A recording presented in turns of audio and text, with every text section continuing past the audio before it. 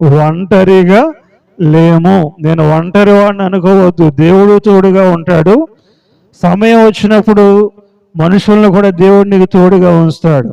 కానీ నీ ఎక్కువ విశ్వాసం ఎవరి మీద ఉంచాలంటే దేవుని మీదే ఉంచాలి. అప్పుడే దేవుడు సహాయం చేస్తాడు, మనుషులను కూడా ప్రేరేపిస్తాడు నీకు సహాయం చేసే విధంగా. ఏలియాకి ఆకలి అయింది, ఎవరిని సహాయకులుగా దేవుడు పంపించాడు? కాకోలములను దేవుడు సహాయకులుగా పంపించాడు. తర్వాత వాగునీరు ఎండిపోయింది. తర్వాత ఈ దేవుడు తోడుగా ఉన్నాడు ఏలియాకి. తర్వాత దేవుడైన యెహోవా ఏలియాకి ఎవరిని తోడుగా ఉంచాడు? సారేపేత విధవరాలని దేవుడు తోడుగా ఉంచాడు. ఆ కరువు దినాలన్నిటిని కూడా కాకులు పోషించింది. అలాగే సారేపేత విధవరాల ద్వారా కూడా దేవుడు పోషించాడు. అంతేగాని ఒంటరిగా ఉంచడు దేవుడు. దేవుడు ఎవరిని కూడా ఒంటరిగా ఉంచడు, అనాథలుగా విడవడు, విడిచిపెట్టడు. మీ జీవితాల్లో జరగవలసిన కార్యాలు దేవుడు జరిగిస్తాడు. మీ జీవితాల్లో జరిగించవలసిన మేలులు దేవుడు జరిగిస్తాడు. అంతేగాని ఒంటరిగా విడిచిపెట్టే దేవుడు కాదు. అటు దేవుడు తోడుగా ఉన్నాడు, ఇటు మనుషులను కూడా దేవుడు ఏలియాకి తోడుగా ఉంచాడు. కాబట్టి ప్రభునందు ప్రియమైన దేవుని బిడ్డలారా, కాబట్టి మనం ఎవరి మీద ఆనుకోవాలంటే దేవుడైన యేసుక్రీస్తు మనం ఎక్కువగా ఆనుకోవాలి. ఎవని మనసు అయితే నీ మీద ఆనుకును వానిని పూర్ణ శాంతి కలిగిన వానిగా నీవు కాపాడదు అని దేవుని యొక్క వాక్యం సెలవిస్తుంది. అందుకే యోహాను సువార్త 16:32 అంటున్నాడు, తండ్రి నాతో ఉన్నాడు గనక నేను ఒంటరిగా లేను. దేవుడు మనల్ని బలపరుస్తాడు. కురింగిన వేళల్లో దేవుడు మనకు ఆదరణ ఇస్తాడు. చింతిస్తున్న వేళలో దేవుడు మన ప్రాణాన్ని సేదతీరుస్తాడు. భయపడుతున్న వేళలో దేవుడు మనకు సహాయకుడిగా ఉంటాడు, సహాయం చేస్తాడు. దేవుడు మనకు చాలా కృపను అనుగ్రహిస్తాడు, ఓదారుస్తాడు. తన బిడ్డల ద్వారా కూడా దేవుడు మనల్ని ఆదరిస్తాడని దేవుని యొక్క వాక్యం సెలవిస్తుంది. హల్లెలూయా. ఇప్పుడు దావీదు భక్తుడు ఉన్నాడు. దావీదు భక్తుడిని సౌలనే రాజు తరుముతుంటే దేవుడు ఒక్కడే తోడుగా ఉన్నాడా, లేకపోతే ఇంకా ఎవరన్నా తోడుగా ఉన్నారా?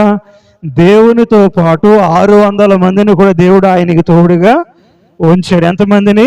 600 మందిని, భక్తి పౌరులను, యథార్థవంతులను, దేవుణ్ణి వెంబడించే వారిని దేవుడైన యేసుక్రీస్తు ఏం చేశాడంటే ఆయనకు తోడుగా ఉంచాడు. అలాగే సౌలు తరుముతున్నా కానీ, సౌలు చంపాలని చూస్తున్నా కానీ, దావీదు అనాథగా ఉన్నప్పుడు, అనాథగా తిరుగుతున్నప్పుడు సౌలు కుమారుడైన యోనాతానునే దావీదును బలపరిచే విధంగా దేవుడు వాడుకున్నాడు. హల్లెలూయా. శత్రువు కుమారుణ్ణే దావీదును బలపరిచే విధంగా దేవుడు మార్చాడు. యోనాతాను హృదయం చాలా మంచి మనసు. యోనాతాను హృదయం చాలా యోగ్యమైన హృదయం.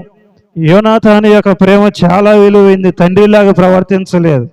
తండ్రి పనికిమాలినవాడైనా సరే యోనాతాను దేవుని యొక్క వాక్యానుసారంగా ప్రవర్తించి అనాథగా ఉన్న దావీదును, ఒంటరిగా ఉన్న దావీదును, బలహీనంగా ఉన్న దావీదును దేవుని కృపను బట్టి ఏం చేశాడు? బలపరిచి ఆయన్ని ఏం చేశాడు? ప్రోత్సహించాడు. హల్లెలూయా. కాబట్టి అందుకే వాక్యం సెలవిస్తుంది. అందరం చెప్దాం హల్లెలూయా. అందుకే దేవుని యొక్క వాక్యం సెలవిస్తుంది, దేవుడు ఒంటరిగా విడిచిపెట్టడు. ఒంటరిగా విడిచిపెట్టడు. మనం ఒంటరి వాళ్ళం కాదు. ఆత్మీయంగా దేవుడు ఉంటాడు. దేవుడు మన సహాయంగా దేవుడు ఉంచుతాడు. కుటుంబంలో అయితే ఒక పురుషుడికి దేవుడు భార్యగా ఒక స్త్రీని తోడుగా ఉంచుతాడు, లేదా ఒక స్త్రీకి దేవుడు భర్తగా దేవుడు తోడుగా ఉంచుతాడు. ఆ వివాహమైన దంపతులకు దేవుడు బిడ్డలను దేవుడు తోడుగా ఉంచుతాడు. వారి తోడు కంటే అధికమైన దేవుడు ఇంకా దేవుడు కూడా ఉంటాడు. హల్లెలూయా. కాబట్టి ప్రభునందు ప్రియమైన దేవుని బిడ్డలారా, దేవుడు విడిచిపెట్టే దేవుడు కాదు, ఒంటరిగా ఉంచే దేవుడు కాదు. ఆయన తోడుగా ఉంటాడు, మనుషులను కూడా తోడుగా ఉంచుతాడు, మనల్ని ఆదరిస్తాడు. మనల్ని ఏమాత్రం కూడా విడిచిపెట్టడు. చాలామంది అన్నీ ఉన్నా ఏమీ లేదని బాధపడేవాళ్ళు, అందరూ ఉన్నా ఏదో చింతను అనుభవిస్తున్న వాళ్ళు చాలామంది ఉన్నారు. మనుషుల సహాయం కంటే దేవుని సహాయం ఎక్కువ కావాలి మనకి. అలాగే దేవుని సహాయంతో పాటు మనుషుల సహాయం కూడా కావాలి. ఏ మనిషి సహాయం చేయకపోయినా సరే దేవుడే వారి హృదయాలను మార్చి దేవుడు మనకేం చేస్తాడు? సహాయపడే విధంగా దేవుడు చేయగలిగిన వాడు.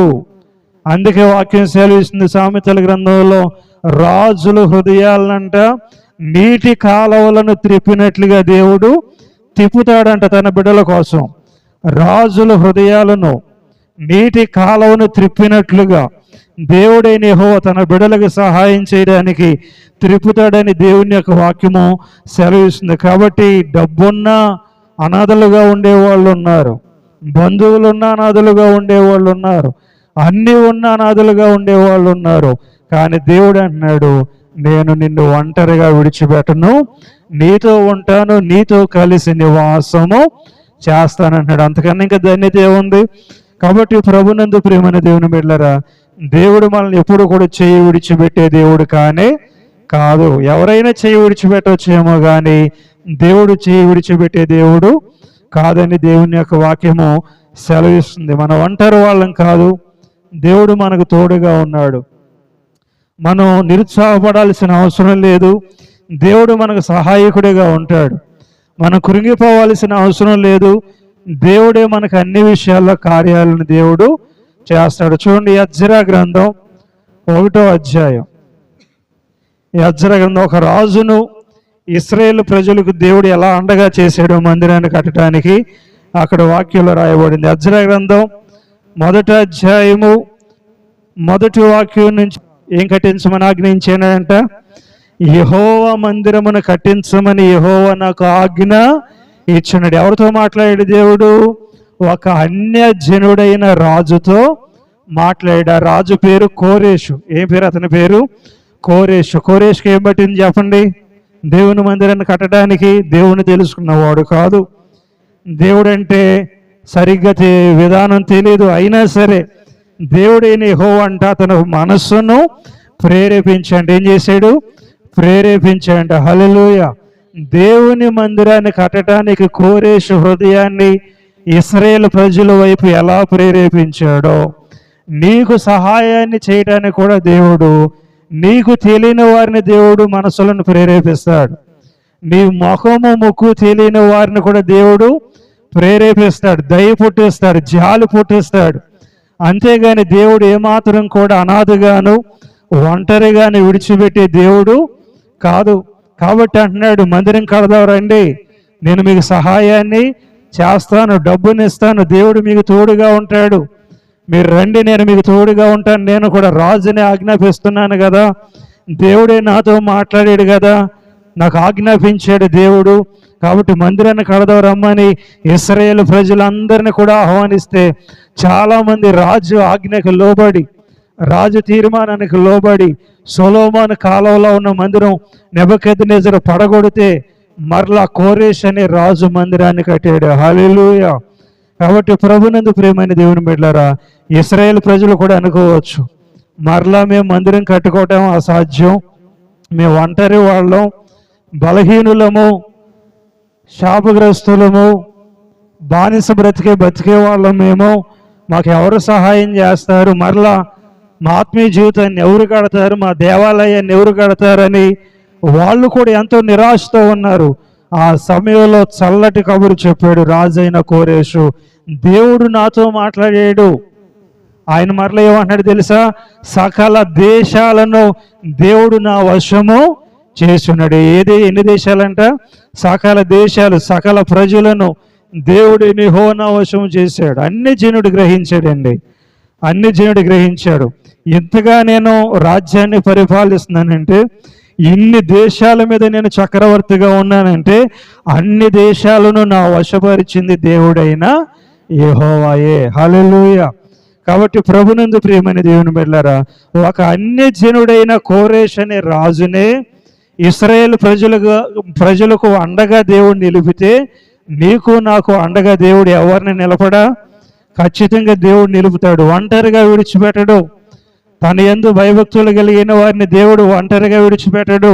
వారు అనాథులు కాదు, దిక్కుమొక్కు లేని వారు కాదు, గోడు లేని వాళ్ళు కాదు. దేవుడు వాళ్ళకి సహాయకుడిగా ఉంటాడు. వాళ్ళ దేవుడు దీవిస్తాడు, వారిని ఆశీర్వదిస్తాడు. వారికి దేవుడు ఆశ్చర్యకరమైన సహాయాన్ని దేవుడు చేస్తాడు. కొన్ని సందర్భాల్లో దేవుడు భక్తిహీనులను కూడా మనకు అండగా దేవుడు నిలబెడతాడు. ఎవరు నిలబెడతాడు? భక్తిహీనులను కూడా దేవుడు మనకు అండగా నిలబెడతాడు. దేవుణ్ణి తెలుసుకొననే వ్యక్తులను కూడా దేవుడు అండగా నిలబెడతాడు. మనం సరిగ్గా దేవుని కొరకు నిలబడితే, దేవుని యందు విశ్వాసం ఉంచితే దేవుడు మనకు సహాయం చేస్తాడు. ఈ కార్యం జరగదనుకున్నానే దేవుడు ఎలా జరిగించాడు అన్న ఆశ్చర్యం వేస్తుంది మనకి.